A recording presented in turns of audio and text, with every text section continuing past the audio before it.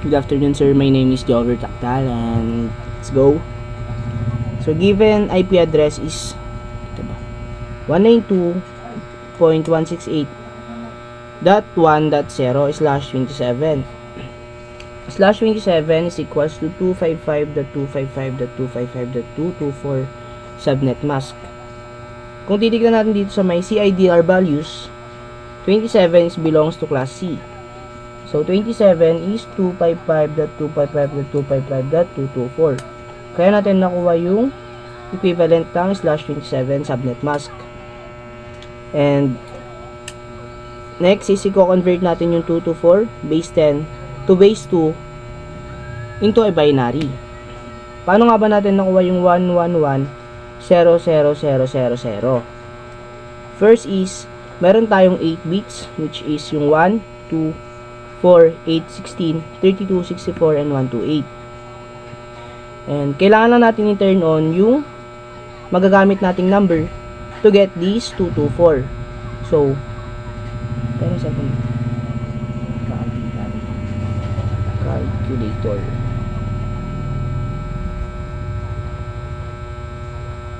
I-charge mo muna yun para lumakas yung ilaw. Walang calculator. Yung cellphone, ay yung flashlight. Ano ba?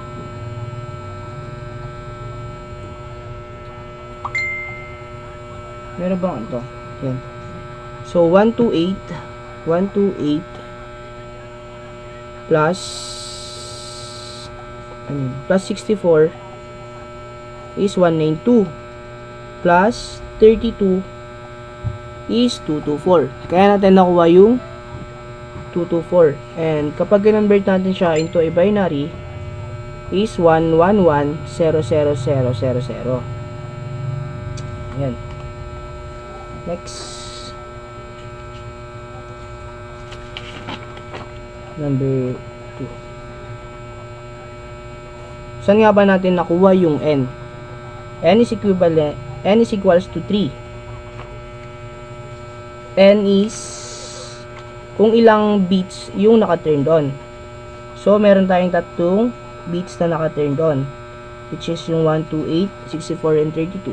Kaya natin nakuha yung 3 na sagot. And yung M naman is equals to 5. Kaya natin nakuha tong 5 is ito yung 5 na naka-turn off na bits or yung naka-turned off na bits. So, meron tayong 1, 2, 3, 4, 5 na turned off bits. So, yan. And sa reserve bits naman is meron tayong 2, which is the network and the broadcast address.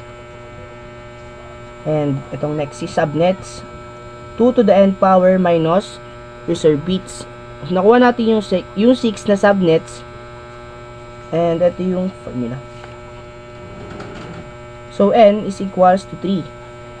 So, yun.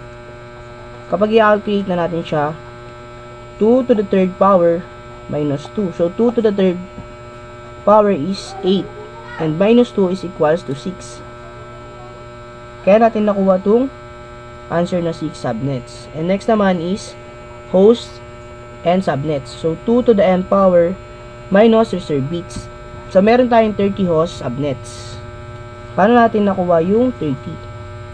First is, ang equivalent ng m natin is 5. So, 2 to the n power minus 2, which is the reserve bits. So, 2 to the p power, ganahan natin, 2 exponents 5 is equals to 32.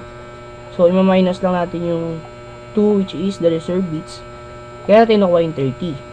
And ito. Ganyan. Sa valid subnets natin, ay valid of, number of valid address, meron tayong 30. Sa valid subnets naman is meron tayong 8. So, to get this first valid host or FBH, 192.168.1.33. And yung last value naman natin is 192.168.1.62. And yung broadcast naman is 192.168.163. Paano nga ba natin nakuha itong ito?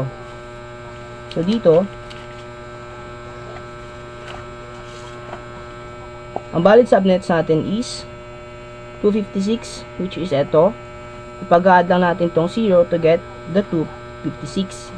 And di ma-minus natin yung host natin, which is the 224. And ang equivalent nun is 32. Paano nga ba natin nakuha itong 64? So, nakuha natin itong 64 is pag pag nag-add tayo ng 32 sa 32, ang equivalent niya is 64. And so on, hanggang sa makuha natin itong 224. Paano nga ba natin nakuha itong 33 and 65 sa ating first valid host?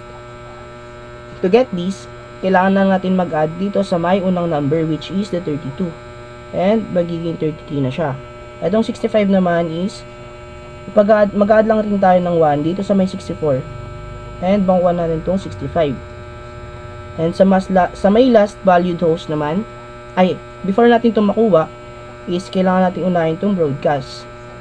So, to get this 63, kailangan lang natin mag-minus dito sa second number, which is 64. And to get this 223, kailangan lang rin natin mag-minus dito sa ating 64.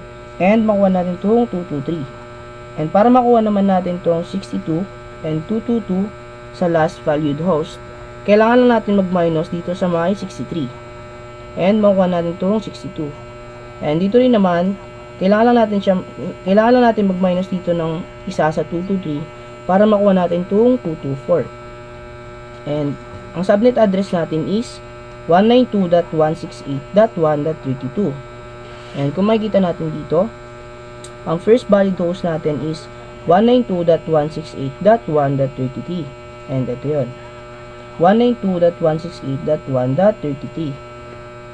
And ang FBH naman natin,